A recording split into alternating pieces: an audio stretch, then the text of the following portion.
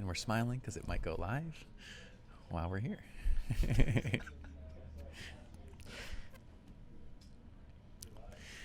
Well, hello and welcome to the Photo Brigade podcast. I'm Robert Caplin. Today, second podcast of the day. Thanks for tuning in if you're here. And I'm with Demetrius Freeman. How you doing, Demetrius? I'm good. How are you? I'm well. Thanks for coming. I know that we've chatted in the past about getting you on here and finally got you in the hot seat. But I wanted to talk about your career so far because we have something in common. We both interned at the New York Times as a photo intern. You more recently than I. I guess it's been almost 1 million years since I did it, but I was back in 2005 and you were back in 2013, you said? Yes. So that's super cool, and I want to chat with you about your experiences on that and much more, because you worked with the mayor's office for a number of years as well on staff, kind of just doing that thing. But before we get started with all that, I just want to give a quick shout out and thank you to Adorama for letting us use their event space for recording our podcasts, for letting us use it for their live events, such as panels. You can check out those live events on our Facebook page. Please subscribe and watch online or come and join us in person here in the event space. Also, thanks to Tenba, Canon Professional Services, and Lacey for your support. Okay, back to you. What I'm going to do is I'm going to start going through some of your photos at the beginning so that people can see this really beautiful work that you've produced over the years. And we're going to start with more of your journalism portfolio, that you've taken over the years. So if you see any photos that you want to stop and talk about, just let me know. But let's first start out by saying, you went to school, you said, at Western Kentucky, right? I did, So yes. give me the progression of your career so far, and how you got into photography, learned through the school, and made your way to the New York Times, and when you got that call for the internship. Okay, so it all starts way before school. When I was growing up, I used to write a lot. I used to love to tell stories, but I wasn't that good at it. So, and it takes a lot of work goes into writing short stories. And so when I was a senior in high school, or a junior in high school, my best friend's parents took me on a trip to Pensacola, Florida. And on that trip, my best friend's dad had a Canon point-and-shoot camera, and I had never really messed around with photography. Right. And so he handed it to me and said, yeah, just go take some photos. And so I spent the entire trip just Banging out pictures. Yeah, just taking photos. Do you remember what it was? Because I remember the first camera I got. I ended up buying it off of my relative. Oh, I cannot remember. But it was an SLR type or digital? It was one of the tiny Canon point-and-shoots. Oh, okay, cool. Yeah. I kind of had a similar experience at a family member's wedding, actually my brother's wedding, but I stole my uncle's camera, and I just fell in love with it, just playing with the depth of field and so on. So I relate with you in that. Yeah, and so when, I would bring it back to him, and he would dump the photos, give it back to me, and then the trip ended, and he was going through, and he was like, oh, wow, he has, an eye here. So for my senior year, when I graduated, they got me a Canon AE1 and some lenses and a camera bag, and tried and guided me towards doing photo. And did you have any idea of what genre of photography you wanted? Obviously you were doing documentary at that point. Did you think that was what you wanted to do, or did you? I had no idea until I went, because before Western, I went to community college in Atlanta, where they taught you everything about photo. And as I was going through the program, I had a photojournalism class where I was like first to be in the class and first to be out shooting and just going. Nice. And so that's how I knew that photojournalism and storytelling was the avenue I wanted to take. Super cool. So Western Kentucky. What was that experience? I went to Ohio University. There's Western Kentucky. There's Missouri, which are kind of like I'd say, the top tier of especially photojournalism Right. programs in the country. There's some others. I don't want to, leave some out, but those were, at least when I was going through school, it was that. What was the experience like, learning, going through that process, and then getting into internships? The experience was good because it was a competitive environment, and not in a bad way. It was competitive as in we helped each other go through the program, but then we also helped push each other. So we would have critiques and talk about each other's work and try to shoot things together. And just try it had a very nice just community. Right. And so my experience was, at least when I first started, it was film. We transitioned into digital, but it was all digital in your day? Well, my community college, you started off with film first. You had to survive through that in order to move on to digital. Western was completely digital. It was more about the creativity, the learning, the storytelling abilities. And then, and so, interestingly, Molly Riley just says EAW Team Lime Green 2014. Yes. So that's a great segue. Thank you, Molly, for saying that on Facebook. You attended. This was after you graduated that you attended the Eddie Adams Workshop then, right? Yes. Because that was after your internship in 2013. Did you attend it as a student, or were you a producer? I was a student. Okay. Cool. So did you, while you were in school, did you get into, how many internships did you have? Did you do workshops? Like, what did you do outside of the regular curriculum? I did 2 internships. I was at the Chautauquan Daily and then the New York Times, and I did the Mountain Workshop. I'm trying to think of which other, because I did the Missouri Workshop, but that was after I graduated. Right. And what I did a couple. I didn't do a bunch like yourself of workshops while I was in school, but I have done many since, whether I was just going to attend or be a producer or be part of or a speaker. And I've just found that those types of events are so critical in networking, especially. Yes. Every workshop that I've been to, especially the Eddie Adams Workshop, I've found that you meet people there that you will have for the rest of your life. Right. And you kind of join this special club of attendees in this particular workshop. Can you talk about that? Like, what was it like for you to, say, go to the Eddie Adams Workshop and the experience and what it brought for you? I still have a hard time explaining like what that was. It was we became a community and we became family, and I don't know, it was it's so hard to describe. Yeah, for people that don't know, a lot of people do know, but it's 100 of the top students or early professionals in your case, and military photographers are brought in. It's merit based on their portfolio. They get judged in by probably a couple dozen photographers who rate their portfolios, and the tops of the score get in. And you're broken off into 10 teams of 10, each with a producer, a team editor, and then the leader, which is a photographer in the field, usually a well-known one, or a very talented one all the time. I think we had James Knockway. Oh yeah, that guy. I remember that guy.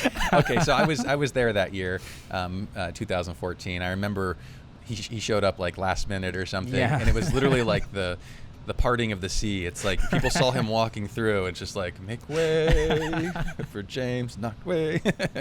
That's my Aladdin song reference. So you did that, and then the New York Times internship, I take it, was your internship right out of college? I was still in college when okay. I had one more semester left. So you did it your senior year, but you weren't done. Yes. Gotcha. I did mine my senior year after, so I missed my graduation, but it was totally worth it. Yeah.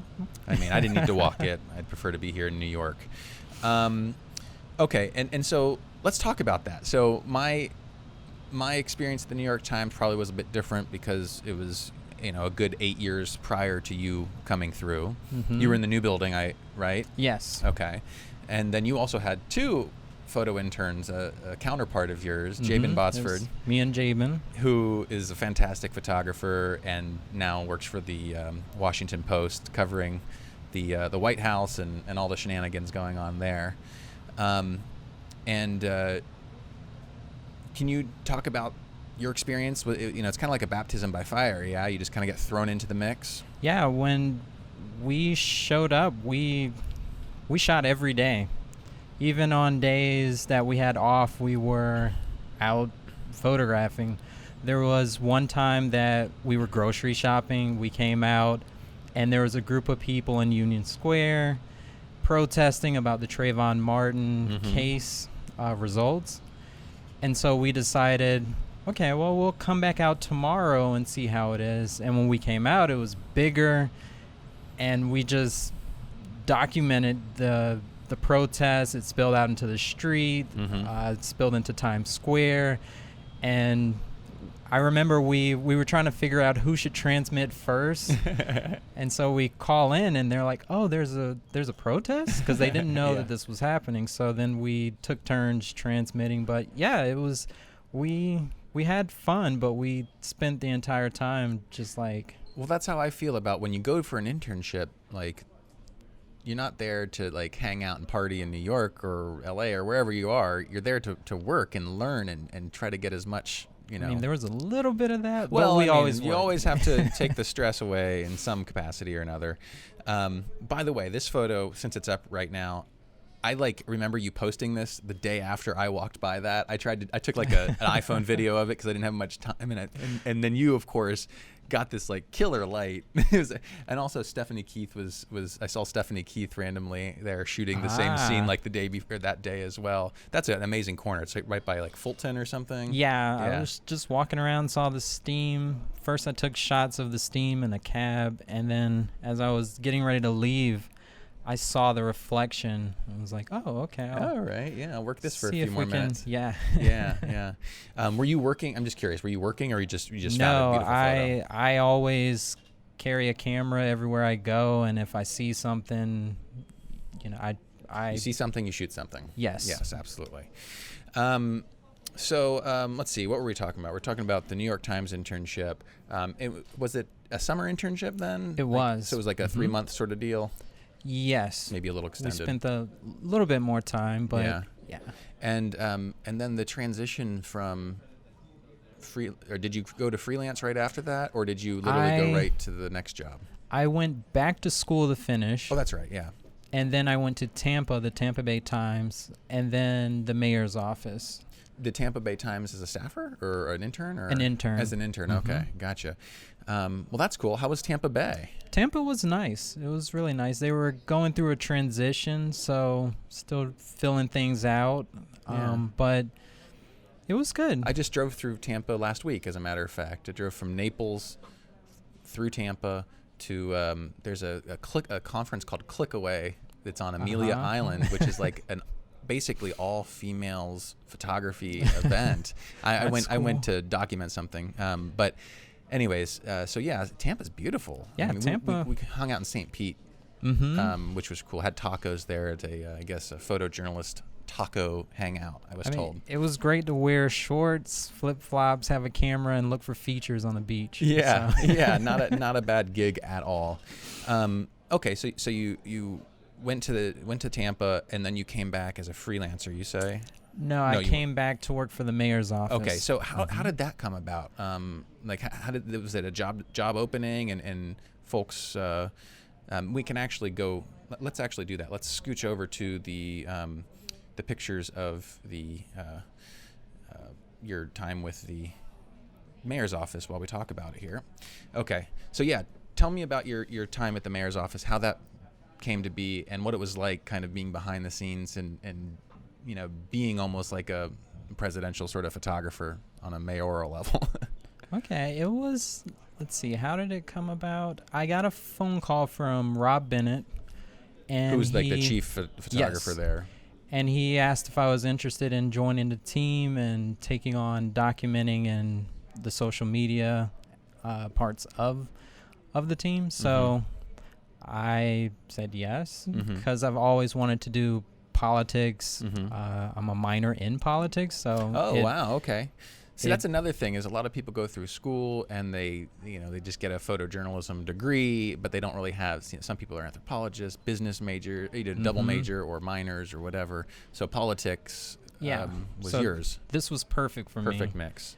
And yeah, came in, jumped in, and yeah, because it's a 24/7 job, so you're always on call. There were some 3 a.m., we need you to be here because this just happened type of things. A lot of pressers, but the goal was to continue trying to make compelling images, finding the interesting moments in the boring room type of thing. That's one thing I've always thought about shooting politics and the folks that like yourself that covered 9 to 5, one person, for the most part, one person doing a lot of the same things and coming up with something engaging and different than everyone else is shooting. Because a lot of times, like you said, it's a presser where you've got 5 other or dozen other photographers shooting the same thing as you. But what you've got is more access, the ability to move around, right? That's the thing. So you get more access, but sometimes that holds you back. Well, for me, it holds me back because you have this unlimited, you can go wherever you want. And sometimes I prefer the restrictions so that I can find the beauty within that space. So I don't know. It's probably a weird way to look at it, but that's the way I always saw it. Yeah. Did you feel you made a lot of interesting connections because of your position at the mayor's office? I did. With the staff, the photographers there, everyone was pretty nice, pretty friendly. So I still have those relationships. And yeah. What about? I imagine there were some times, that were a bit surreal. As with any kind of maybe emergencies that have happened, does anything stand out to you as wow, that was one crazy day that you got to witness from that perspective? Well, actually, this photo here, this was a police officer shooting at, I think it was 1 a.m. And so I had to get to where the mayor was, and you have to be there to document his reaction. And so I'm waiting in a hallway, and it's a very tense situation. I'm holding cameras. That's already... Everyone's looking at you what are you doing here? Right. And so I see the mayor and everyone enter. In a hospital, no less. Yes, in the hospital.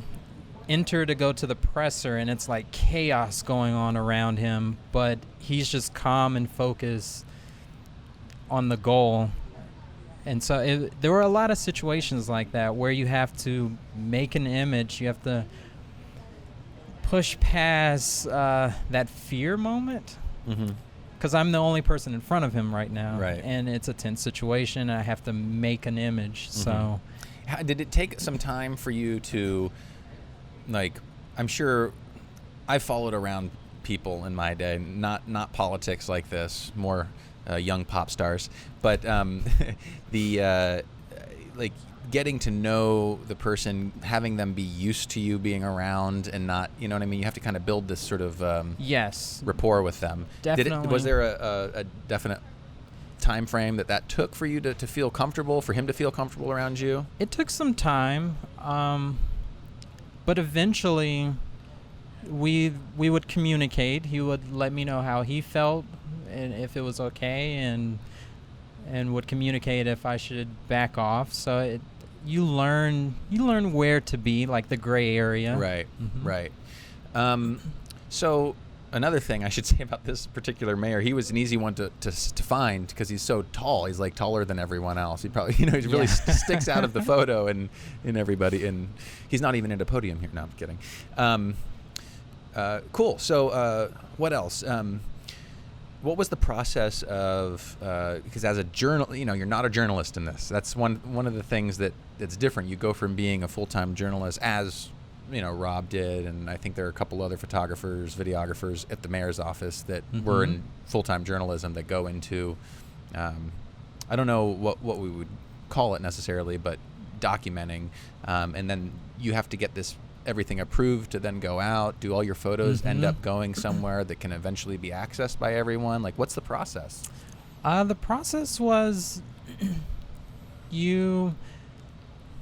as far as taking images, still approach it with the, photojournalism route. Right. So you document everything, but there's an entire team that handles what goes out, what stays in. Right. I hear you. Stuff like that. So, but we had a really cool setup where you would be shooting in the field and transmitting to someone else who edits and puts the photos out. That's convenient. Yeah, it was. And were you, for the most part, pretty happy with what everybody edited? Sometimes. Would you always go through your pictures again? I would always tag? go through and. Yeah.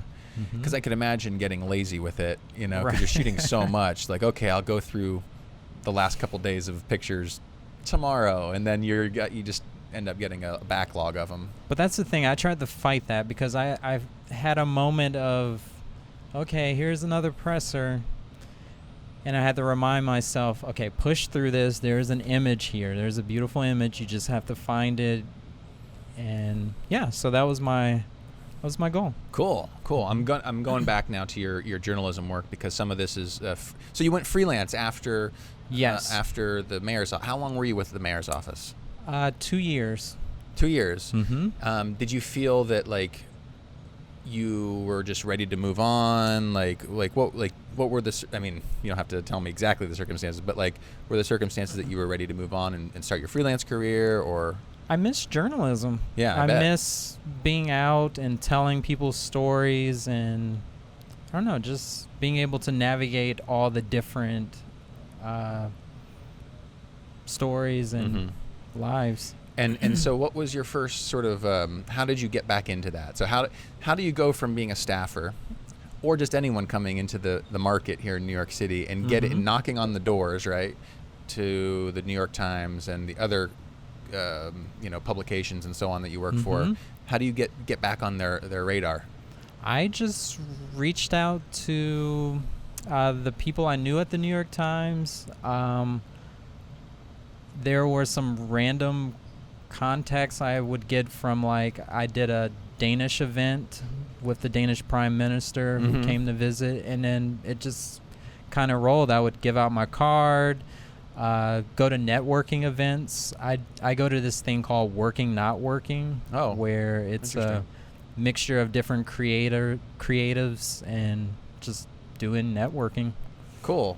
Yeah, that's I think really important to be networking, to stay out in the photo community. That's I've seen you at Beer and Wings. We have the monthly yes. Beer and Wings event. We're here in New York. If anyone's ever into it, check out our Facebook page of the events. It's just a random get together of photography types, not just photographers but editors, industry people, just to kick back, relax, and have a drink or some food and whatever. So I've seen you there a number of times, which is how actually we booked this. Yeah, I was like, yeah. hey, need you on the podcast. Let's make this happen. So we ended up doing that. You've been also shooting politics outside of being a mayoral photographer. Was this after you were at the time, or at the? This was after the mayor's office. So did it feel weird going back into the political scheme? Actually, no. I want to say that I feel like I'm well tuned to jump into different situations. So it wasn't. Yeah. Yeah. And then, obviously, this last photo, funeral, this is a Yes. difficult thing to photograph. I'm Very not sure if this difficult. is from the same. That was a 2-day funeral. The first part was a traditional Ghana funeral, which was held at a banquet. And then the second was the bigger funeral. Yeah. So And it's and getting into these do you feel like, were you the only photographer covering this? I was the only photographer for the traditional. And I just, you go, you communicate with people,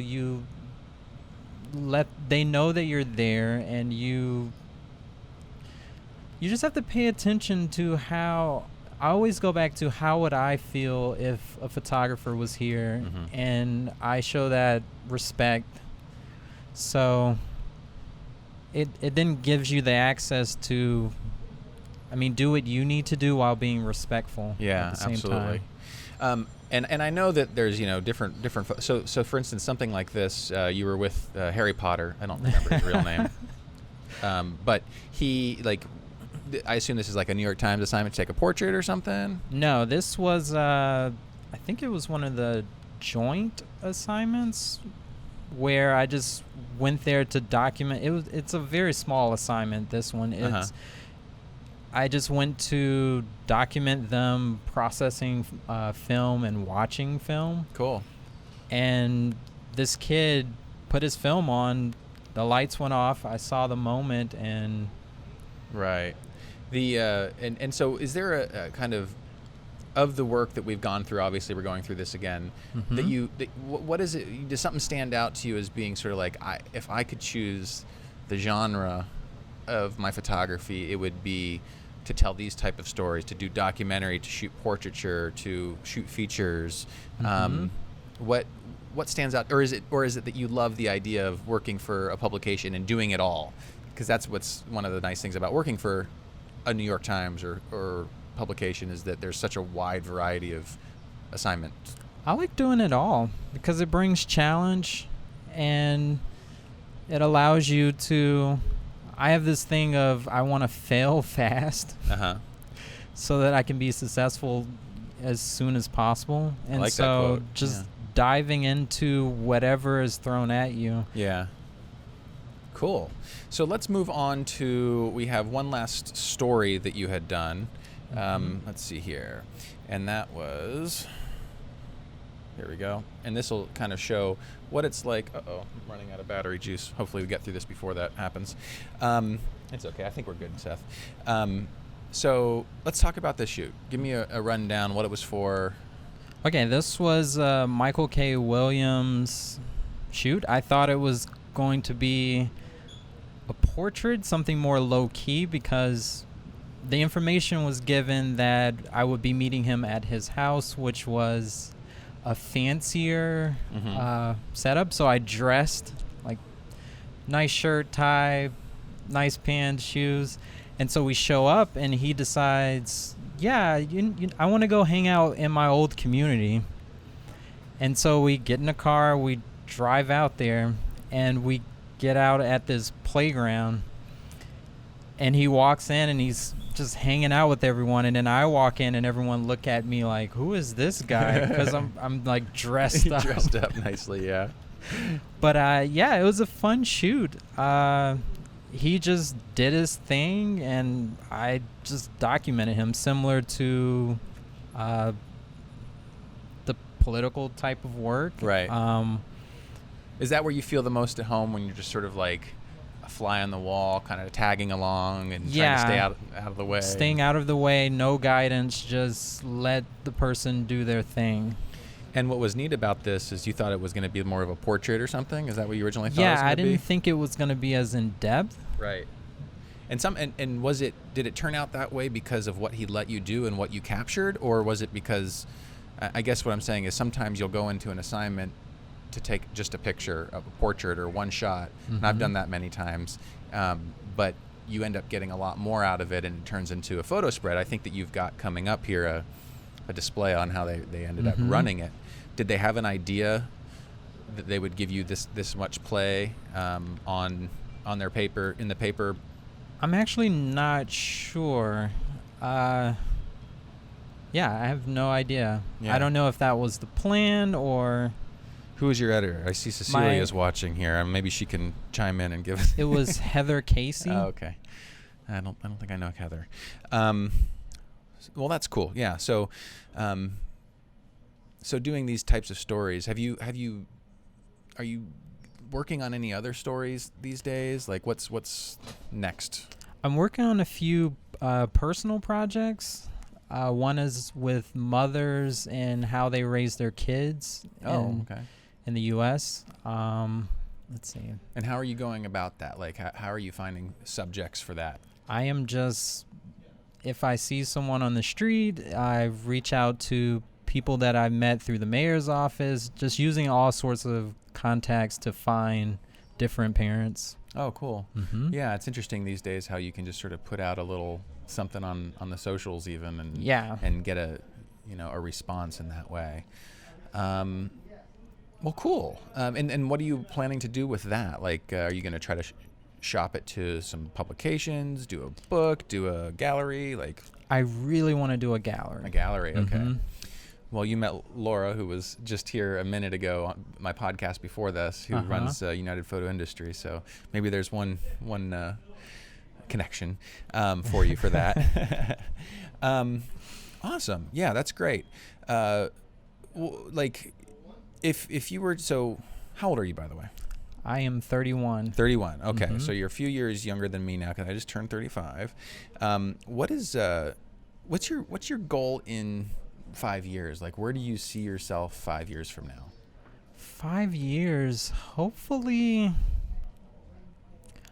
have I have this idea to have like a creative space where photographers can go, look at work, help each other, and then expanding it to other type of creatives so that everyone can just network and help guide each other. Yeah, I like that. Like a coffee shop, but for creatives, and that's cool. Meant for interruptions, so no headphones, something like that. Oh wow, that's really interesting. That's my plan. But did you have that thought because of you felt like there's a need for it? I know that when I went through the internship, freelancing all those years for the papers and whatever, Starbucks would kind of be I'd go into a Starbucks during the day, whether it be Union Square, Times Square, or wherever, to file. We used to have to file from like places with internet. We didn't just hook up to our phones like we do now. But I would always run into a photojournalism crowd. You know, someone would be shooting the same event for me, and they'd all jump into Starbucks. Was it something from a personal well, yeah, experience? And in Western, just having that community in the lab, I feel like if you can recreate that somewhere else for professionals, it will bring the industry closer together and I don't know, just create a better community. Because when you're a freelancer, sometimes it feels like you're just out there. Yeah, sure. Do you hope to be a freelancer for the rest of your career, or do you entertain the idea of working as a staffer if something should come up? And would you want to move from New York at this point? Man, these are some hard questions. I know. What are you going to do? Tell me. Now. I have no idea. I would I would take a staff job, but for the moment I'm okay freelancing. Yeah. I like the pace of it. The flexibility. You're not locked down anywhere. I mean, I'm speaking as a career freelancer, so the only staff jobs I've ever had are internships. So I don't know necessarily what it's like to have a real 9 to 5 or have to work or come into the office, except for those internship experiences. I guess one of the things I found that is nice about the freelance work is that I'm building my own business every year rather than building someone else's or so on. So every year it kind of gets a little bit better. I don't know if you found that. Obviously things compound. You meet new people and... it's nice to meet. Like, I meet a lot of new people. I don't know. I guess the same. The same. Well, cool. And I guess we've gone through all your photos, and I just ran out of battery, so it's okay. Perfect. What would you say to those that are listening that sort of want to follow in your footsteps? Get the degree that gets them to the point where they can not only apply but be accepted to prestigious internships like the New York Times or Tampa Bay or and get into the Eddie Adams Workshop and so on. What would you say to the younger you now? Like, would you have any words of advice to yourself? Oh yeah. The first thing I would say is be patient, because in community college, I thought, like when I started community college, I was like, oh yeah, I can just shoot really quickly and then go into class and it'll be fine. I won't spend any time on it. Right. And as time went on throughout the semester, I realized that I wasn't giving 100%, and so I started to fail. And so when the end of the semester came, I went into my teacher's office and I was like, hey, is there any way that I can continue on to the next semester? I promise I'll make up for all the work that I didn't do. And my professor walked by and he was like, with that work ethic, you should work at McDonald's. You'll be better at McDonald's. And so I was like, whatever. And then I left the school and had this thing of, I'm rebelling against photo and I'm not going to do it. But as the summer was going, I realized, okay, I didn't put in the work. And it's a craft that takes a lot of work. It takes patience. It takes practice. It takes practice. It's a big commitment, so I decided to go back and do all of those things. And so as my career's gone, I stick with that. I'm not searching for fame or like the one moment, like right now I want to be whatever. I'm taking the longer, patient route. So I would just say keep going, keep shooting, be patient, and things will happen. Things will happen. Awesome. Well, I think that is a great way to end the podcast. It went quickly, right? That was really fast. I know. Well, I really appreciate you coming. Before we say goodbye, I just want to say again, thank you to Adorama. Thank you to Canon Professional Services. Thank you to Tampa Bags and Lacey for your support. Please follow us if you're not already on Facebook. A lot of you are watching on Facebook Live or on Adorama TV on their YouTube. But check us out at facebook.com/photobrigade. Just search us. Check out our events and other panels and so on. Demetrius, I really appreciate you coming on. Thank you. I'm looking forward to seeing you at some future events and seeing where I'm going to check in with you in 5 years to see where you are, okay? All right. Well, we'll see you again next time. Take care.